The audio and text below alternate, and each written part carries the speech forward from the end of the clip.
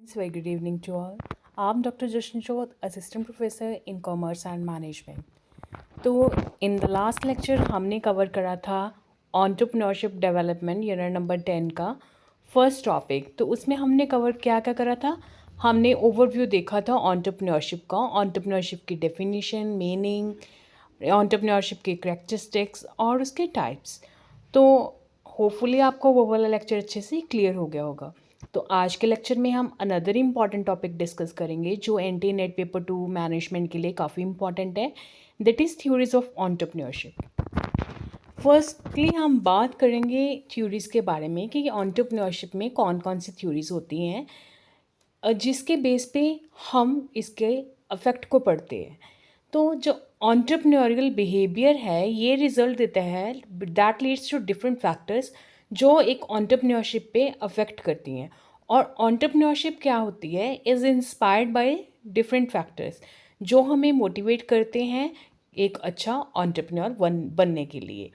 तो these factors may be from the sociological, psychological और economic environment. Based on these different जो entrepreneurial theories हैं वो develop करी गई हैं। तो लिस्ट की बात करें, सबसे पहले जो थ्योरी आई वो कौन सी थी, बस लिस्ट याद रखनी है हमें, ठीक है। तो कैसे रखनी है, तो first one is economic theory of Marxian, then Leibensteinian X efficiency theory, then Schumpeter innovation theory. ये काफ़ी इंपॉर्टेंट है, एक तो लिबिंसियन एक्स एफिशिएंसी और एक Schumpeter innovation theory. Then Harvard school theory, theory of high achievement, profit theory, economic incentive theory, Frank Young theory, Max Weber theory, B F Hoselitz theory, social change theory, behavioural principle of Kunkel, culture value theory and Peter F Drucker theory. तो जितनी भी ये हमारे पास near about 14 theories हैं ये, तो जितनी भी थ्योरी यहाँ पे लिस्ट करी गई हैं अभी आज के लेक्चर में और आने वाले लेक्चर्स में ये कवर करेंगे अच्छे से। तो इन जो थ्योरीज में से है continuously from the 2 to 3 years जो एंटी नेट की शिफ्ट है, मतलब जैसे कि हर साल में 2 बार एंटी नेट का एग्ज़ाम होता है, तो उनमें ये एंटरप्रेन्योरशिप डेवलपमेंट का जो यूनिट है उसमें से इसके 2 क्वेश्चन तो पक्के आते ही आते हैं। तो थ्योरीज में से 2 क्वेश्चन अगर आपके आ रहे हैं तो आप इसी टॉपिक को कर लो तो आपको बहुत अच्छे से क्या है, आपके जो स्कोर्स हैं वो अ, अच्छे हो जाते हैं, ठीक है। तो अच्छे स्कोर लेने के लिए हम इस पे फोकस कर सकते हैं इस लेक्चर पे। तो और इसके अलावा अभी ये वाला लेक्चर काफ़ी इंपॉर्टेंट है बीकॉम स्टूडेंट्स के लिए जो पंजाबी यूनिवर्सिटी पटियाला के अंडर बीकॉम कर रहे हैं अंडर एनईपी। तो उसमें आपका सब्जेक्ट है बिजनेस ऑर्गेनाइजेशन, तो अंडर बिजनेस ऑर्गेनाइजेशन सब्जेक्ट आपका ये टॉपिक दिया गया है एंटरप्रेन्योरशिप थ्योरीज का। तो इस उसके लिए भी ये वाला काफ़ी इम्पॉर्टेंट लेक्चर है, ठीक है, क्लियर। तो अभी टाइम वेस्ट नहीं करती और स्टार्ट करते हैं पहली थ्योरी। तो फर्स्ट थ्योरी हमारी है इकोनॉमिक थ्योरी ऑफ मार्केजन। मार्केजन के नेम पे ये थ्योरी बनी इसलिए इस थ्योरी का नाम रखा गया इकोनॉमिक थ्योरी ऑफ मार्केजन। तो उन्होंने एक बुक लिखी थी the entrepreneur and economic theory. तो इस बुक का नाम याद रखना है, ये क्वेश्चन आपको कई बार एंटी नेट पेपर 2 में पूछा गया है, क्लियर। तो यहाँ पे ये चीज़ आपके लिए क्या निकल के आती है, इम्पॉर्टेंट। तो इसको मार्क कर लो, इस वाले को, इसको मार्क कर लो और याद रखना है इस चीज़ को।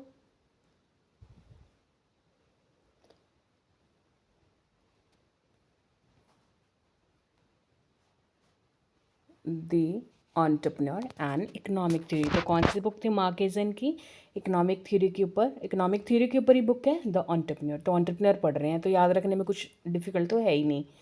तो in this book he explained a very basic reason for emergence of an entrepreneur. तो उन्होंने इस बुक में क्या बात करी, एंटरप्रेन्योर के एमरजेंस के बारे में। देन हम बात करें, under this theory, the development of an economy is based on the dissatisfaction of present level and the hunger to know something new। मतलब इकोनॉमी है जो उसकी डेवलपमेंट कब होती है, that is totally based upon the dissatisfaction of present level. जब हम जो हमारा प्रेजेंट स्टेट है, इकोनॉमिक स्टेट है, जब हम उससे डिससेटिस्फाई होते हैं और हमारे अंदर भूख होती है कुछ नया करने की, मतलब कुछ नई चीज़ें इंट्रोड्यूस करने के लिए, तो something new will give birth to introduce a change in society. और वो जो कुछ नया हम इस्टेब्लिश करते हैं उससे क्या होता है, जो सोसाइटी है उसमें क्या होती है, चेंज इंट्रोड्यूस होती है। और an entrepreneur is playing an important role in this process. He has capacity to introduce change in the society. So to change the societal lifestyle, entrepreneurs are needed. अगर हमें चेंज करना है तो for the change it's very important, तो but it's not easy to generate entrepreneurs. So the supply of entrepreneur is limited compared to demand. And Mark Kizan has explained for the limited availability of entrepreneurs. According to him, an entrepreneur is someone who specializes in taking judgmental decisions about the coordination of scarce resources. Clear? तो next हम बात करेंगे second theory, that is the Leibenstein's X efficiency theory. तो ये X efficiency theory होती क्या है? तो जब हम मेज़र करते हैं किसी भी चीज़ की efficiency for to of making utilisation of resources, मतलब एक तो हमें ये चीज़ चाहिए कि हमें ऑप्टिमल यूटिलाइजेशन करनी है रिसोर्सेज की, ठीक है, with the help of this model. And an entrepreneur is a person who utilise the resources in a productive manner. तो एंटरप्रेन्योर वही पर्सन है जो इन रिसोर्सेज को प्रॉपर मैनर में यूटिलाइज करता है, इन प्रोडक्टिव मैनर यूटिलाइज करता है. तो एक्स एफिशिएंसी थ्योरी डेवलप करी to measure the degree of utilisation of resources applied. जो भी हमारे रिसोर्सेज हैं उनको हम कैसे यूटिलाइज करते हैं, तो उसी पे ये एक्स एफिशिएंसी थ्योरी बनी. Up to what extent the firm is successively able to utilize the resources available and what is degree of waste fall can be measured. तो waste fall और utilization दो चीज़ें आई, अभी ध्यान से सुनना. The firm should be able to use available resources optimally. That proves the efficiency of entrepreneur. That's why theory में efficiency हमने measure करा. The level of production should be that where average expenses are minimum. Normally it is difficult to find such firm in real life as some sort of inefficiency in the is natural. Two reasons होते हैं इसके लिए. First is improper utilisation और second होता है unnecessary waste of resource. तो अगर हम बात करें इस कंसेप्ट की, ये कंसेप्ट हमारा कब आया, ये करा हार्वी लिबिंस्टियन ने introduce in 1966 in his article. क्या था? Allocative efficiency and the X efficiency. अभी एफिशिएंसी आपको समझ आ गई है, optimal utilisation of the resources है ना, proper utilisation of the resources in the productive manner. जब एंटरप्रेन्योर उसको यूज़ करते हैं मतलब इट मीन्स वही एक अच्छा एंटरप्रेन्योर है. अभी तक कितनी चीज़ आपको समझ आई. तो एक्स एफिशिएंसी की तो अभी तक हमने बात नहीं करी, अब करेंगे, क्योंकि अब हम थ्योरी को उस पर्सपेक्टिव से देख रहे हैं कि ये हार्वे लिबिंस्टियन ने थ्योरी बनाई है 1966 और उन्होंने एक आर्टिकल लिखा था allocative efficiency versus X efficiency. तो he also refer to X inefficiency. In journal X inefficiency refers to the तो in journal x inefficiency refers to the difference between the optimal efficient behavior of the business in theory and the observed behavior is practice which occurs owing to different factors. तो जो x efficiency है वो refer करती है effectiveness with a given set of inputs are used to produce those outputs. तो अभी यहाँ पे समझ आ गई क्लैरिटी एक्स एफिशिएंसी है क्या, कि कितने सेट ऑफ इनपुट्स हमने यूज़ करे इस आउटपुट को जनरेट करने के लिए इफेक्टिवली. ठीक है, तो if particular form is producing the maximum output it can be given the resources it employs with the best technology, it is said to be a technical efficient. Clear? मतलब technically अगर आप कुछ चीज़ अच्छी output generate कर रहे हो, अच्छी produce कर रहे हो, इट मीन्स हम कह सकते हैं कि आप क्या हो, अच्छी टेक्नोलॉजी को, बेस्ट टेक्नोलॉजी को यूज़ करके अगर आप मैक्सिमम आउटपुट लेके आ रहे हो तो हम कहते हैं कि ये वाली जो प्रोडक्शन है, ये प्रोडक्शन प्रोसेस है, ये टेक्निकली एफिशिएंट है. तो एक्स इनएफिशिएंसी कहाँ पे अकर होती है? व्हेन टेक्निकली इनएफिशिएंट होते हैं, वो अचीव नहीं कर पाते, मतलब in the view of Livingstonian जो हमें आउटपुट चाहिए. ठीक है, मतलब in case an input is not utilized efficiently. तो जब इनपुट अच्छे से यूटिलाइज नहीं होगी तो ऑब्वियसली आउटपुट अच्छी नहीं आएगी. So the difference between the actual production and the maximum production attributable to that input, that is measure of degree of efficiency. Hope so आपको यहाँ पे अभी कोई भी प्रॉब्लम नहीं होगी, आपको क्लैरिटी आ गई होगी कंसेप्ट में. स्टिल अगर नहीं आई तो यहाँ से आगे आपको आ जाएगी. देखो, x efficiency rises either because the firm resources are used in the wrong way or they are wasted. ठीक है, that is not used at all. Libenstein identified two main rules, a gap filler and an input completer. तो imperfect competition or not well established market. तो gap filler role of the entrepreneur and fill the gap in imperfect market to put the enterprise in motion, and input completer role of entrepreneur, transforming available inputs in that improve the efficiency of the existing production method. Clear. तो ये हो गया input कंप्लीटर role of entrepreneur. तो समझ आया अब x efficiency theory का मतलब गैप देख रहा है वो इनपुट का कि अगर सही से इनपुट यूटिलाइज नहीं हो रही किसी चीज़ की आउटपुट जनरेट करने के लिए, तो मतलब प्रॉपर यूटिलाइजेशन नहीं हो रही रिसोर्सेज को, तो वहाँ पे क्या कर रहा है एंटरप्रेन्योर, उस इनपुट का कंप्लीटर है जो रोल कंप्लीट कर रहा है. ठीक है, तो ट्रांसफॉर्म कर रहा है अवेलेबल इनपुट्स जो इम्प्रूव करेंगे उसकी आउटपुट को, उसके प्रोडक्शन मेथड को. Clear. Now moving towards the next, that is very very important theory, Schumpeter innovation theory. तो development of an economy can be measured in terms of utilisation of new products made by the society. तो जब innovation आएगी तो हम creativity की बात करेंगे, new ideas की बात करेंगे, इनोवेटिव थिंकिंग की बात करेंगे. तो वहाँ पे हमने क्या लिखना है, शाम्पीटर इनोवेशन थ्योरी. तो सिमिलरली जब हम एंटरप्रेन्योरशिप की बात करते हैं, वहाँ पे हमने जैसे पीछे डेफिनेशन भी करी थी न्यू आइडियाज़ की, क्रिएटिविटी की, तो वहाँ पे भी हम शाम्पीटर को कोट कर सकते हैं कि हाँ इसकी ये डेफिनेशन है. Clear. Like new market, new source of raw materials, new production method, new product introduce कर रहे हैं, तो ये सारी चीज़ें किस में आ जाएंगी आपकी शाम्पीटर इनोवेशन थ्योरी में.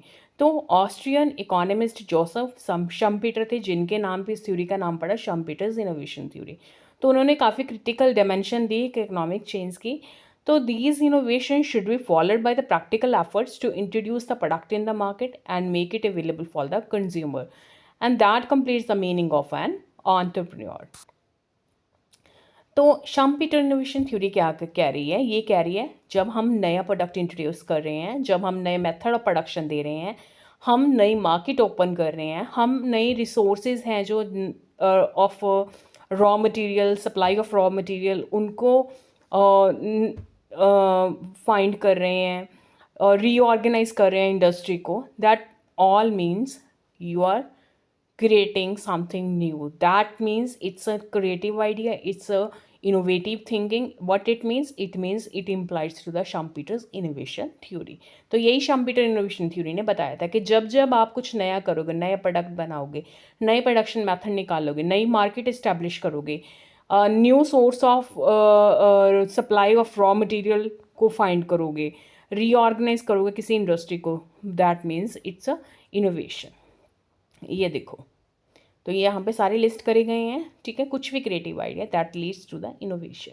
तो एंटरप्रेन्योरशिप वही है जो तीनों एस्पेक्ट्स को लेके चलेगा सस्टेनेबल इकोनॉमिक डेवलपमेंट को, that leads to exploiting profitable business opportunity. Clear. Innovation, creativity. Features क्या हो गए इसके, he regarded entrepreneur as engine of growth. Obviously तो वहीं पे ग्रोथ होगी जहाँ पे एक एंटरप्रेन्योर होगा, तो उसने उसको इंजन बताया क्योंकि उसी से सारा काम चल रहा है, आगे मार्केट चल रही है, इनोवेशन आ रही है, प्रोडक्टिविटी आ रही है, ग्रोथ आ रही है. तो हाई रिस्क रहता है यहाँ पे, अनसर्टेनिटी भी रहती है. ठीक है, बट हमें पीछे नहीं हटना क्योंकि innovation leads to risk. Obviously highly motivation और टैलेंटेड इंडिविजुअल्स होते हैं. Profit is measurably part of objective of entrepreneur. तो एंटरप्रेन्योर का मेन मोटिव ही ये रहता है कि सस्टेनेबल डेवलपमेंट भी करे और प्रॉफिटेबल भी हो उसका जो बिजनेस है, उसका जो वेंचर है, जो एंटरप्राइज वो बना रहे हैं. तो progress under capitalism is much slower then actually it is leadership rather than the ownership which matters. It lays the entrepreneur played central part in the rise of capitalism.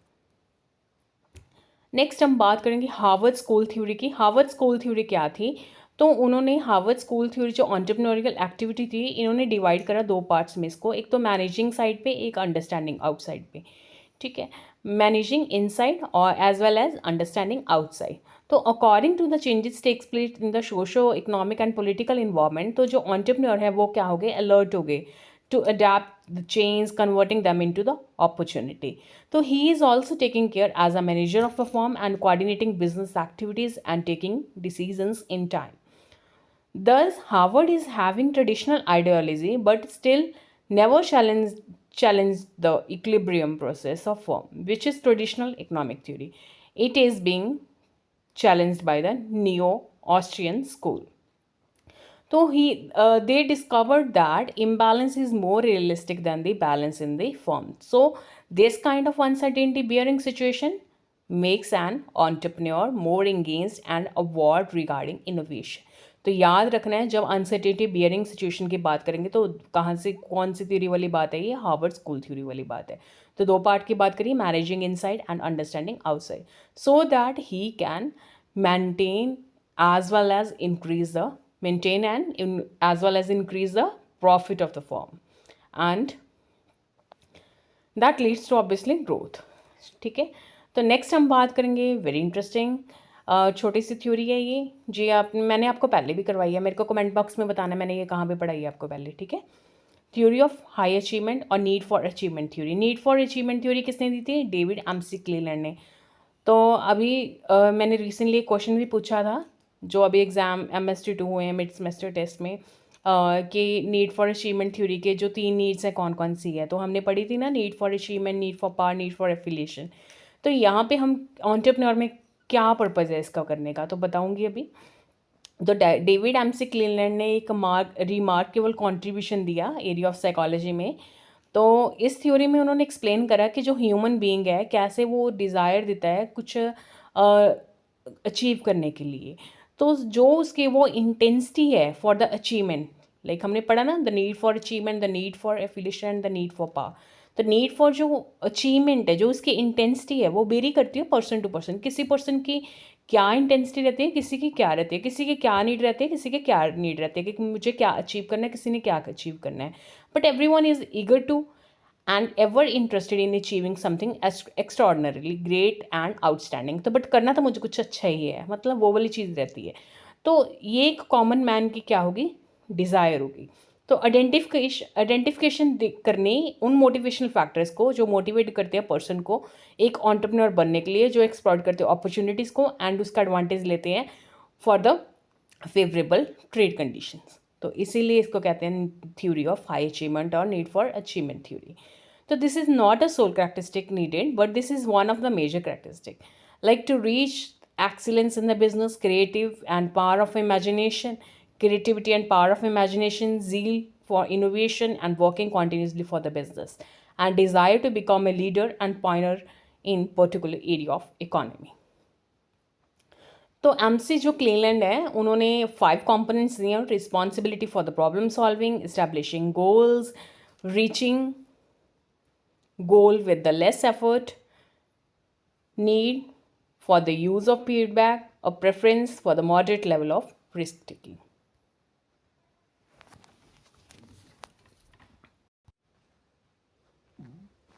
So that's all for the today. Don't relax, revise, reflect and write, and don't forget to like, comment, share and subscribe your Ajwid channel, and keep sporting.